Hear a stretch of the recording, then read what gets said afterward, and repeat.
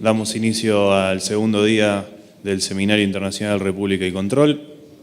En el primer panel de este día, Poder Legislativo y Control Público, contamos con la presencia de los senadores Miguel Ángel Pichetto y Ángel Rosas. Moderará el auditor general Alejandro Nieva. Se le cede la palabra. Bueno, muchas gracias.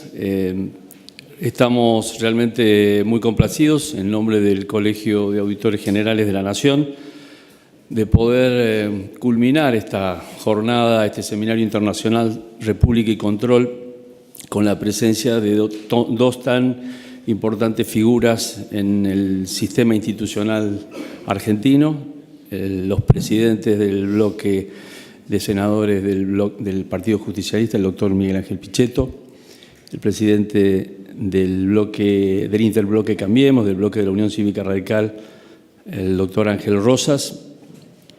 Este panel contaba también con la presencia, o había previsto, la presencia del diputado Mario Negri, presidente del bloque de Cambiemos también, y de la UCR en diputados, y del diputado Sergio Massa. Lamentablemente, por la actividad parlamentaria en diputados, estos no han podido llegar aquí, pero la idea de este panel era precisamente subrayar la vinculación que tiene la Auditoría General de la Nación con el Congreso Nacional.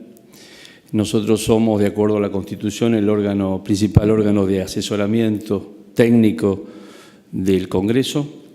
El Congreso es el principal órgano de control, de acuerdo a la Constitución Nacional, y hace el examen de la marcha de la Administración sobre la base de los informes de la auditoría.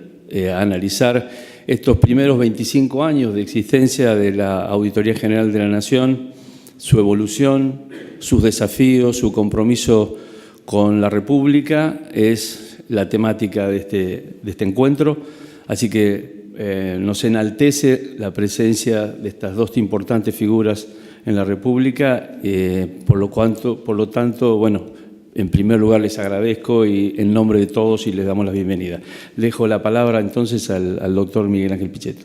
Bueno, buenos días y muchas gracias, Alejandro, por la presentación, y agradecer a la Auditoría General de la Nación, a los auditores que están aquí presentes, al presidente, esta invitación, al Senado, a los presidentes de los bloques. Agradecer especialmente porque implica, digamos, consolidar la idea de República y Control, de instituciones. Sé que ayer hablaron importantes representantes de la Auditoría de España, también los expresidentes. Yo quería, digamos, en este tema hacer algunas reflexiones en orden a visiones que tengo del rol de la auditoría, del rol del Parlamento, de los efectos que significan la aprobación de las cuentas de inversión, de cómo eso impacta en el funcionamiento del propio Estado, cuál es el objetivo o el fin que tiene la actividad de la auditoría y la actividad de la Comisión Mixta Revisora de Cuentas del Congreso Nacional. Existe hoy todavía, incluso en el propio debate de la auditoría, cuáles son las atribuciones, qué pasa con las cuentas que fueron aprobadas, si se puede seguir haciendo auditorías sobre la base de cuentas que han sido aprobadas por el Congreso Nacional, por temas que inclusive fueron tratados en dichas cuentas. Esto me parece que es una de las cuestiones que una ley reglamentaria del Congreso va a tener que definir. Me refiero puntualmente a que si se aprobó la cuenta del 2013, es inconveniente, me parece, seguir llevando adelante un dispendio de recursos humanos y una actividad por parte de la auditoría sobre determinadas situaciones del Estado, del funcionamiento del Estado en la cuenta del 2013. Si esa cuenta ha sido aprobada por el Congreso, es una cuenta que indudablemente está cerrada y la auditoría tiene que plantearse un trabajo sobre cuentas que no han sido aprobadas. Este me parece que es uno de los temas que que presenta indudablemente discusión y que me parece que en este evento debe ser una materia de debate y de poder encontrar un camino para poder reglamentar el artículo 85, que me parece que tiene que ver con esta cuestión central. Hay cuestiones que tienen una incidencia en el terreno judicial. No quiero abrir una teoría que me parece que podría llegar a ser exagerada, pero hay también una visión de algunos especialistas del derecho administrativo, el caso de Wilkinson o de Pérez Cuéllar, que sostiene que la aprobación de una cuenta de inversión por parte del Congreso Nacional tiene como sentido reconocer que el Estado, el gobierno, ha hecho una correcta aplicación de la asignación presupuestaria y también de los recursos que se utilizaron, del dinero aplicado a esa asignación presupuestaria, y esto implicaría también un saneamiento desde el punto de vista judicial. Una teoría indudablemente extrema, mucho más en un país como la Argentina, donde el debate argentino pasa por levantarse a la mañana, hacer una denuncia e ir a Comodoro Pi. Esto lo digo como una escena común, que lo vemos con dirigentes de distintos sectores políticos que están más preocupados por la denuncia pública de cualquier evento, de lo que pase con el actual gobierno y de lo que pasó con el anterior, y cómo se dirime el escenario de la política en el esquema que yo denomino de judicialización política. ¿Qué impacto tiene la aprobación de una cuenta de inversión por parte del Congreso con respecto a la eventual situación judicial que se abre frente a una denuncia de un tercero o de un funcionario o de cualquier ciudadano en la Argentina? ¿Cómo opera, cómo funciona ese precedente con relación a la denuncia penal que se abre como mecanismo de investigación habitual en la Argentina de la patria judicializada? Bueno, yo considero que este antecedente, y fundamentalmente abordando una característica central de los informes de las cuentas de inversión, que en general son aprobadas por unanimidad por los auditores. Tenemos la experiencia de la última, de la del año 2015, que fue aprobada por unanimidad y que fue elevada al Congreso, a la Comisión Revisora, para que empiece a analizarla.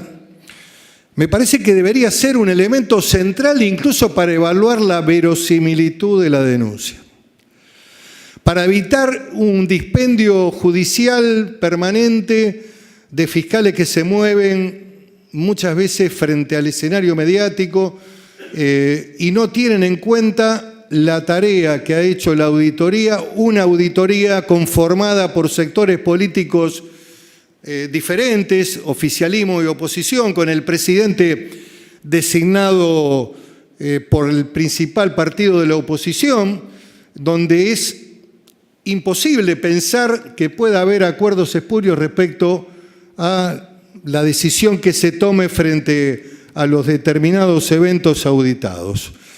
Yo creo que indudablemente habría que pensar este tema y darle una envergadura superior a una cuenta de inversión aprobada por el Congreso y aprobada por la auditoría de manera unánime.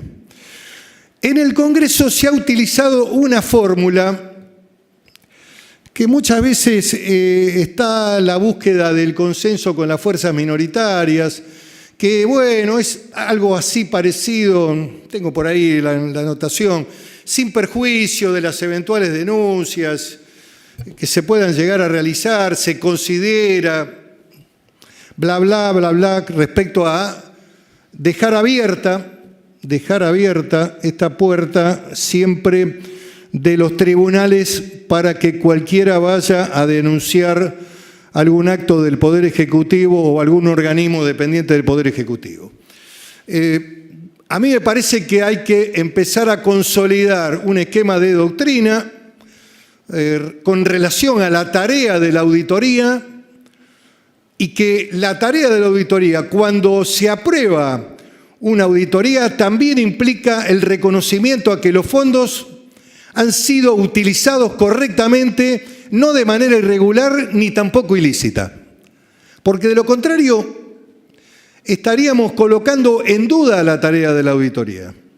Este es un primer análisis, ustedes dirán, a lo mejor exorbitante desde mi planteo, pero me parece que hay que ir avanzando para luego evitar lo que yo denomino el proceso de judicialización de los actos políticos e institucionales en la Argentina. En este país, los presidentes asumen con el respaldo popular mayoritario, tienen el reconocimiento en los primeros años y cuando se van desfilan por Comodoro Pi de manera totalmente que deslegitima la figura presidencial. Esto ha pasado con todos los presidentes en la Argentina después de la transición democrática. Y me parece que hay como una actitud autodestructiva de los argentinos con respecto a la construcción del prestigio de la figura presidencial. Yo siempre recuerdo el evento terrible que vivió la sociedad americana con el famoso caso de Watergate, en donde el gobierno de Nixon, con espías de los servicios de inteligencia, ingresaron a la sede del Partido Demócrata. Sin embargo, ese hecho gravísimo desde el punto de vista democrático en Estados Unidos, con la participación activa de un presidente, que era presidente de la nación y con un gran prestigio, y que había logrado la reelección, la democracia americana lo resolvió cuidando la figura presidencial, y cuando asume Gerald Ford, que era el presidente de la Cámara de Representantes, que lo sustituyó a Nixon antes del juicio político, lo que hizo firmar un indulto antes de que se subiera al avión que lo llevaba a su rancho en California. ¿Qué quiero decir con esto? Ustedes me escuchan y dirán, bueno, ¿este tipo qué quiere? ¿Consolidar la impunidad en la Argentina? ¿Tratar de que no se investiguen los hechos de corrupción? Nada de eso. Digamos, todo sistema tiene que funcionar con determinado nivel ético, es indudable. Pero digo que me parece que hay una cultura de la destrucción en el proceso político institucional argentino que resulta muy complejo y que va limando permanentemente la credibilidad en las instituciones. Últimamente estamos viendo un proceso en Latinoamérica muy interesante, sobre el cual también hay que reflexionar, que es la presencia de una potencia dominante como Estados Unidos que funciona como una policía y que avanza además sobre empresas y gobiernos de Latinoamérica. Esta primavera árabe de la corrupción que se instala en Brasil, que tiene consecuencias realmente complejas desde el punto de vista institucional en Brasil, donde el conjunto mayoritario de la clase política brasileña está siendo hackeada hoy, con estas dos operaciones que se denominan Petrobras y Lava Jato, ha determinado la caída del Producto Bruto brasileño en casi más de 5 puntos. Ha debilitado fuertemente todo el proceso institucional de Brasil y ha traído como consecuencia una declaración que hace muchos años no escuchábamos en Latinoamérica, del jefe de las Fuerzas Armadas brasileñas, que dijo que lo único que quedaba en pie desde el punto de vista de la credibilidad institucional en Brasil eran las Fuerzas Armadas. Otro proceso interesante para analizar también tiene que ver con la llamada o denominada mano pulita italiana. Nos acompaña en esta mañana un hombre que fue embajador en Italia, Humberto Roggero, además de diputado nacional y presidente de bloque, y sabe muy bien a qué me refiero. El proceso también de liquidación y de licuación de los sistemas políticos italianos que funcionaron durante toda la posguerra y que hicieron crecer a Italia y a todo el modelo económico basado en las pymes y en la consolidación de un capitalismo moderno en Italia. y la destrucción de toda la dirigencia de los partidos tradicionales italianos, como el Partido Socialista, con Bettino Craxi exilado en Túnez, que murió en Túnez, la Democracia Cristiana con Andreotti, que gobernó durante 7 periodos la Italia posterior a la guerra, el Partido Comunista de Berlinguer, todos quedaron liquidados. ¿Y qué aparece en Italia? Aparece Berlusconi. ¿Y se termina la corrupción? De ninguna manera, es más sofisticada, es más financiera, con mayor capacidad tecnológica. Lo que digo es, cuidado con estos temas. ¿Es importante el control? Claro que es fundamental. Montesquieu decía que el ejercicio del poder lleva a desviaciones, lleva a vulnerar límites. Y Perón, que era mucho más práctico, decía que el hombre es bueno, pero si se lo controla, es mejor. Es fundamental y trabajar en la consolidación de la auditoría, que es un organismo de prestigio en la Argentina, que hoy tiene una estructura recientemente consolidada por el rol que tuvo el Senado en la designación de los representantes, que los elegimos también por unanimidad, que tiene un presidente hoy que tiene una visión más, digamos, desde el punto de vista del rol, me parece que interpreta más concretamente el perfil que tiene que tener la auditoría, sin dejar de reconocer que los hombres hacen a las instituciones y que cada uno tiene sus características, y que esto no significa de ninguna manera un desmedro a los anteriores. Cada uno tiene su estilo y le da la impronta que tiene. Lo conozco a Oscar Lamberto y sé que en su funcionamiento, digamos, en su parquedad de palabras, encierra también un modelo para esta etapa. Esto, repito, no va en desmedro del rol que tuvo Leandro Dupuy, que también fue un hombre de prestigio y de reconocimiento. Lo que digo es que la auditoría es un espacio de preservación del prestigio institucional que tenemos que consolidar. 2 debates se abren. El dictamen de la auditoría referido a una determinada tarea de investigación, de desarrollo técnico, tiene una validez y tiene un elemento probatorio muy importante desde el punto de vista de la trascendencia de cuestiones que puedan derivarse en materia judicial. Y el otro tema es, ¿cuál es el corte de la actividad de la auditoría? Y con esto termino.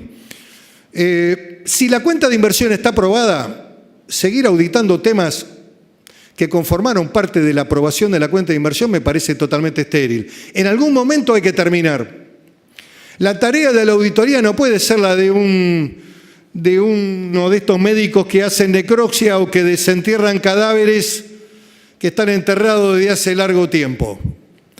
La tarea de la auditoría tiene que ver también con la realidad, con el tiempo y con la oportunidad, porque la tarea central de la auditoría no es solamente detectar irregularidades, encontrar responsabilidades o, en el peor de los casos, hacer la denuncia penal a la justicia. La tarea de la auditoría es mejorar la calidad institucional del Estado e ir estructurando normas que permitan mejorar la actividad del Estado. Por eso me parece que la oportunidad y la relación con los acontecimientos no puede ser muy lejana. Así que bueno, quería dejarles estas reflexiones. Sé que algunas son polémicas.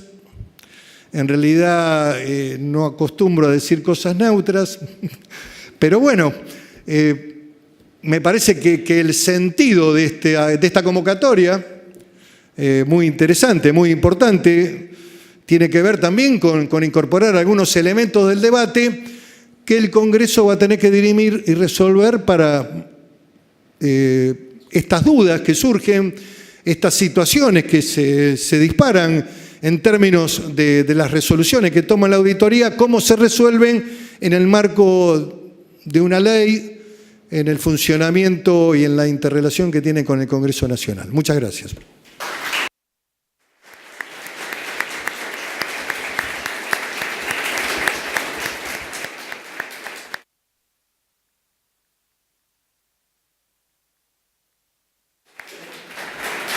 Muchas gracias, senador Pichetto. Le damos la palabra ahora entonces al senador Ángel Rosas. Bueno, muchas gracias. Muchas gracias a los auditores, muchas gracias, señor presidente, a los visitantes, a todos los amigos.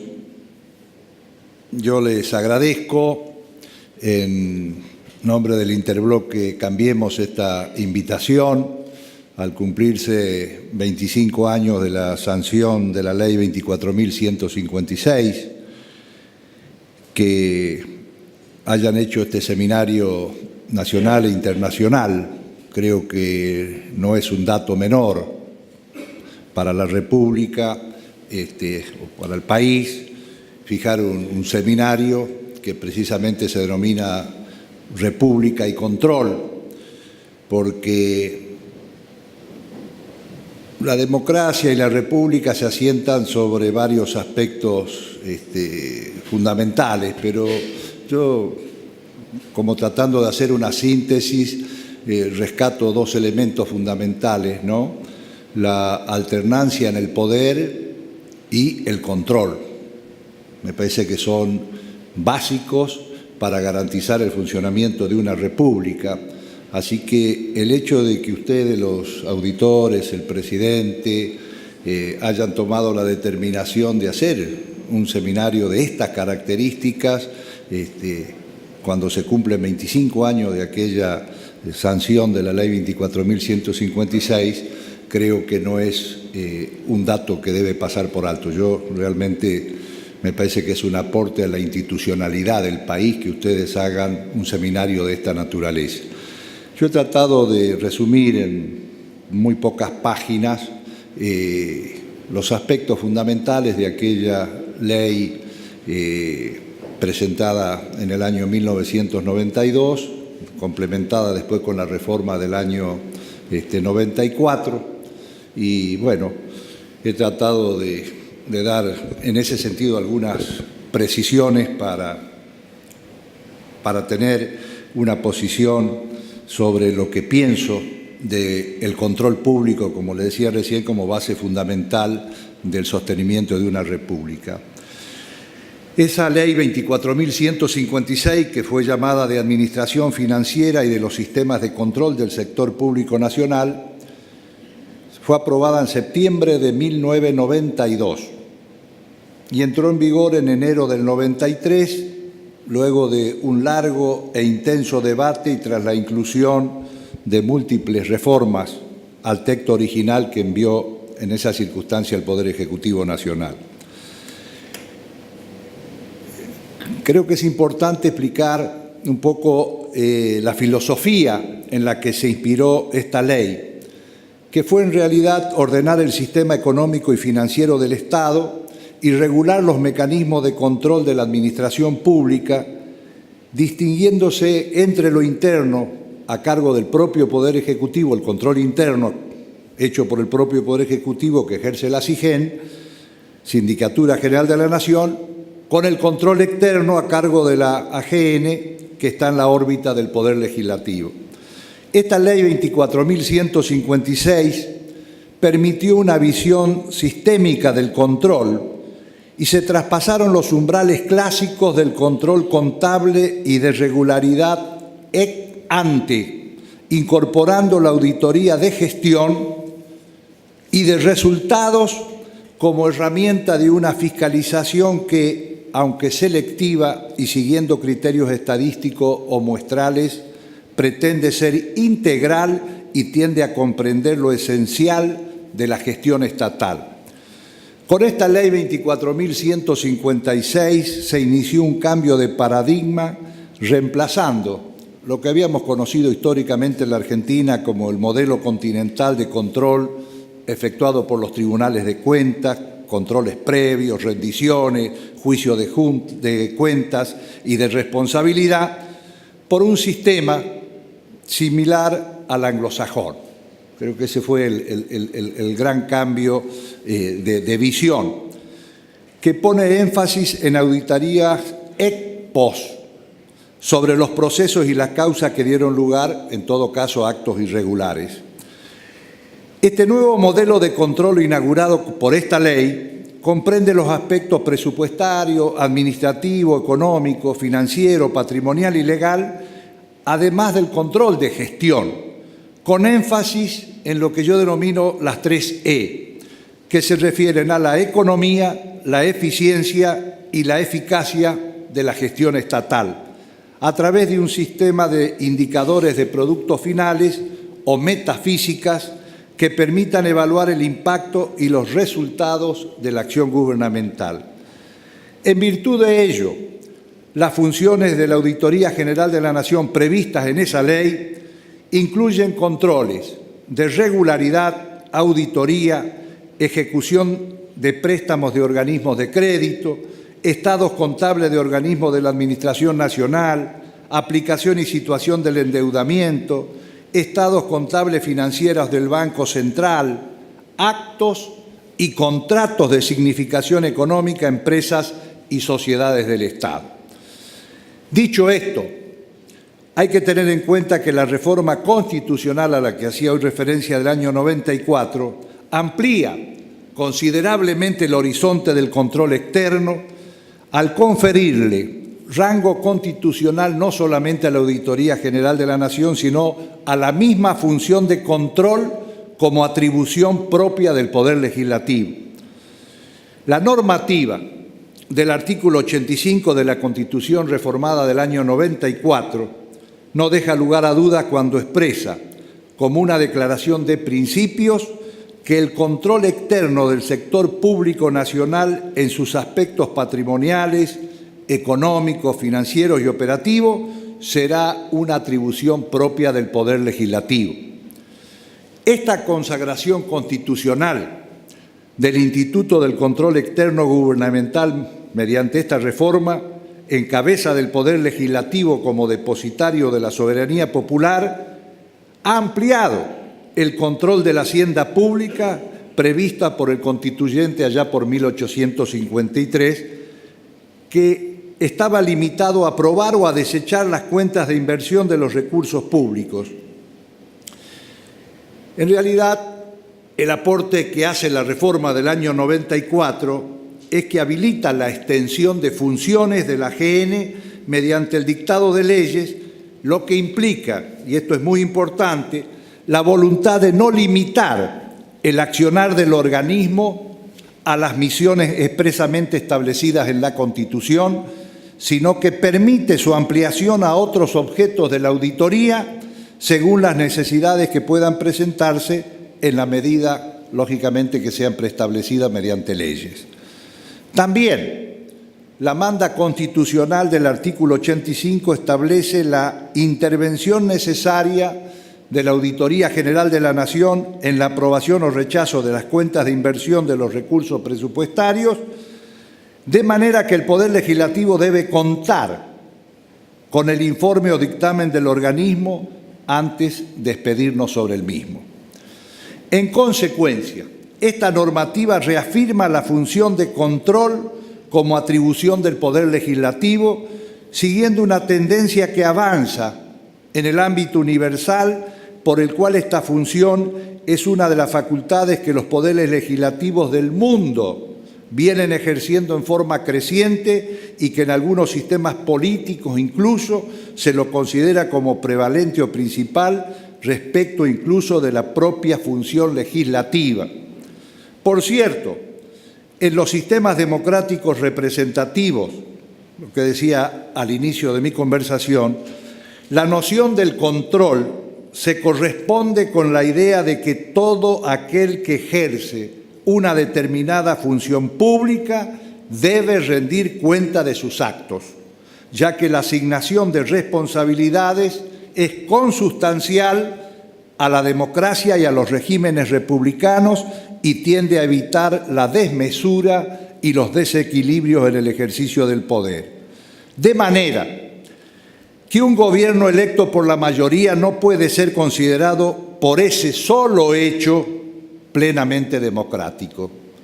Si en forma concurrente y complementario no está sometido a pruebas de rendición de cuentas, lo que implica desarrollar una cultura de la responsabilidad política.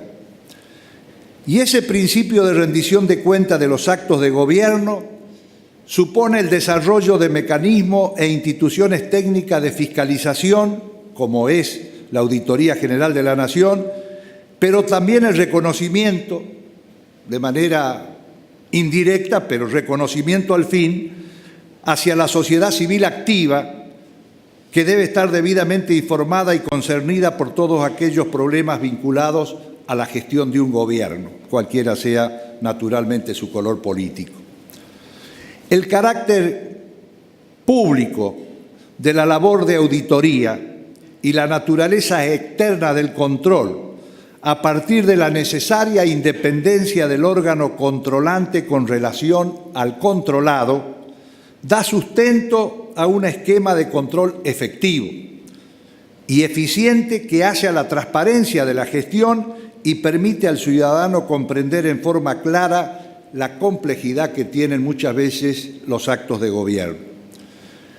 Tiende a su vez a facilitar la comunicación entre gobernantes y gobernados y propicia una mayor confianza en las instituciones, que es el que sustenta el ideal republicano al que hacía referencia. Desde luego, en nuestro país, en mi concepto, sé que puede no ser compartido por todos y hasta sería bueno, pero digo que el control tiene deudas pendientes.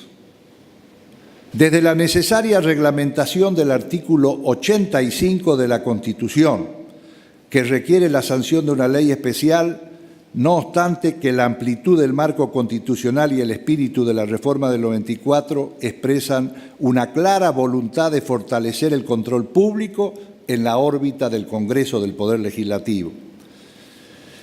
Esta voluntad de control ha movilizado un cambio cultural importante en los últimos años, en lo que la Auditoría General de la Nación alcanzó una visibilidad notoria como institución de fiscalización superior, que es la que hacía referencia recién el senador Pichetto, de que realmente la Auditoría General de la Nación ha adquirido una notoriedad frente a la sociedad argentina que es reconocida como una institución muy valiosa y que hace el aporte del control de las cuentas de inversión.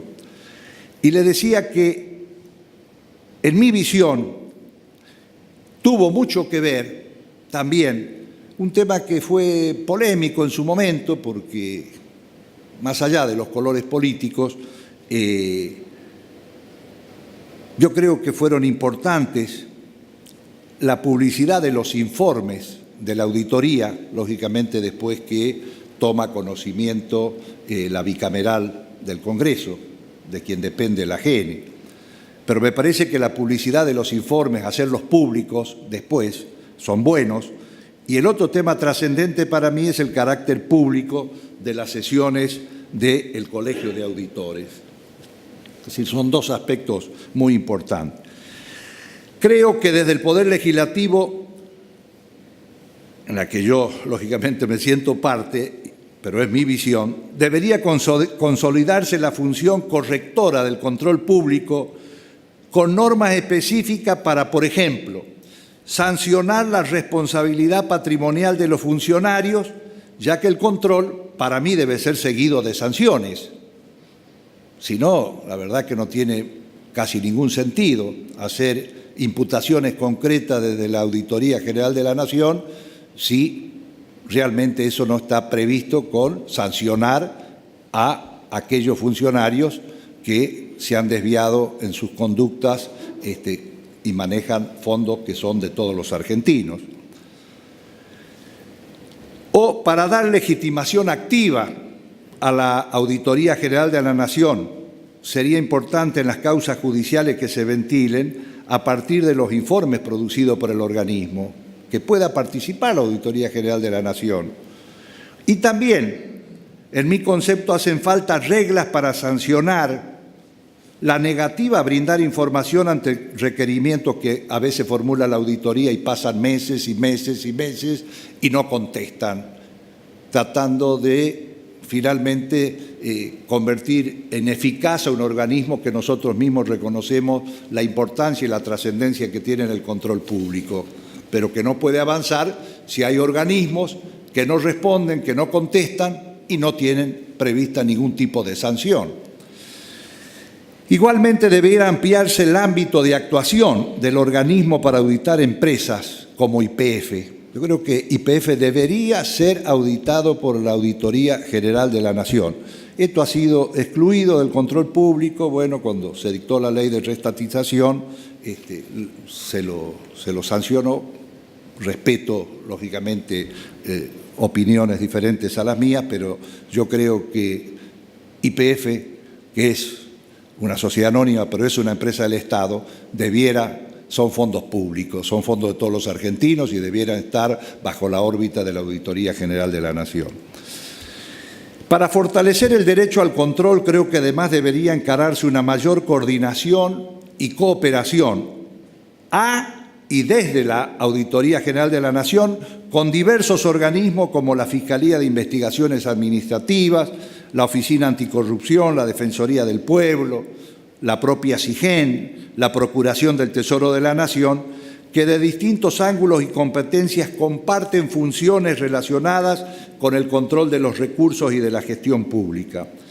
De tal manera, nuestro país podrá seguir más puntualmente las recomendaciones y exigencias internacionales en materia de control público, de lucha contra la corrupción, de transparencia en la gestión de gobierno y seguir abriendo nuevos caminos para fortalecer la vigencia del control como un derecho social, individual o colectivo de los ciudadanos, como una prerrogativa de toda la comunidad, la verdad como un verdadero imperativo de la democracia. Para ir cerrando,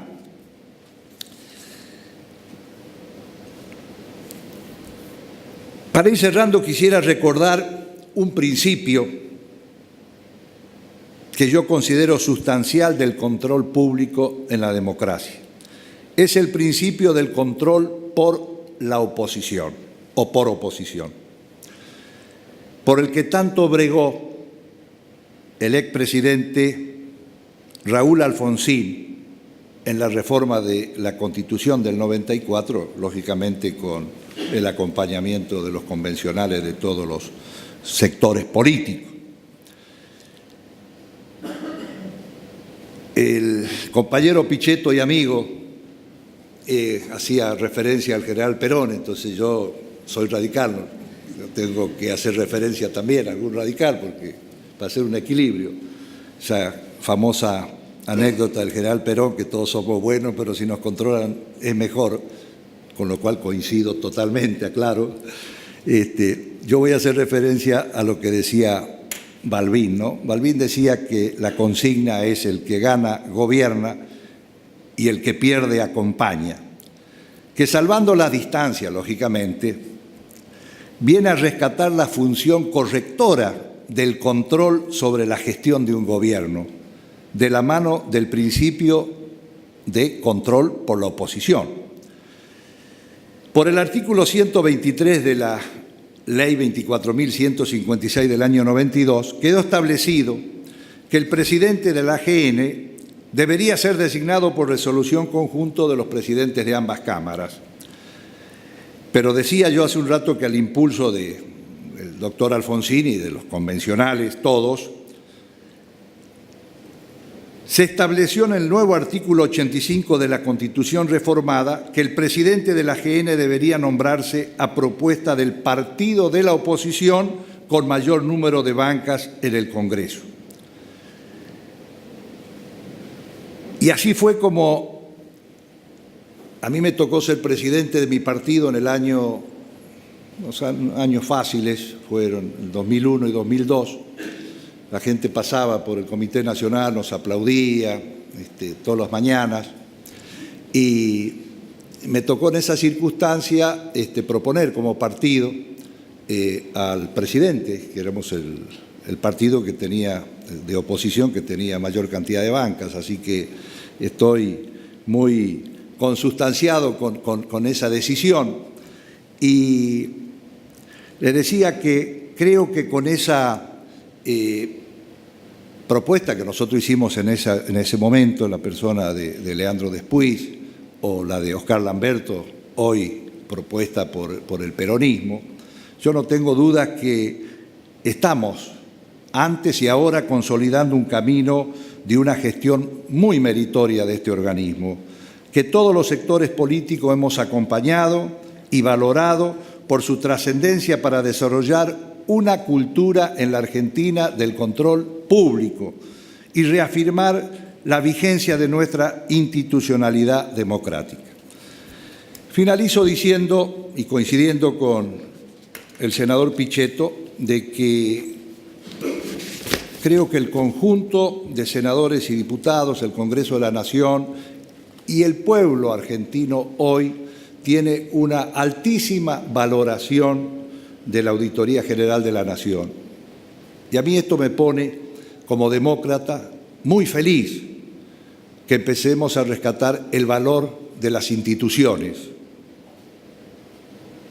porque si no podemos terminar, como decía el senador Pichetto, después de haber pasado algunas experiencias que en apariencia da la impresión al inicio de que son formidables, extraordinarias y después terminan convirtiéndose en un verdadero boom que termina derrumbando el valor de las instituciones, lo cual no significa no investigar, no denunciar, no controlar de ninguna manera, lejos de un pensamiento extraño de esa naturaleza.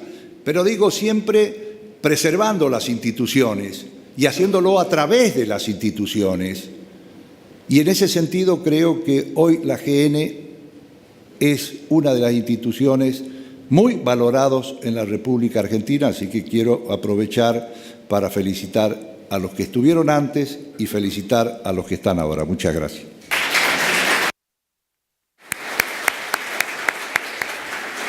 Para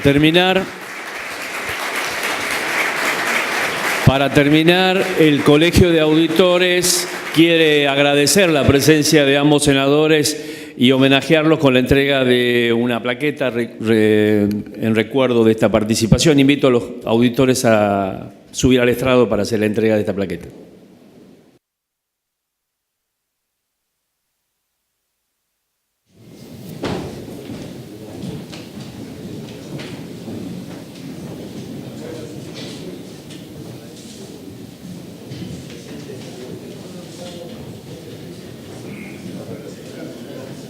Mayra.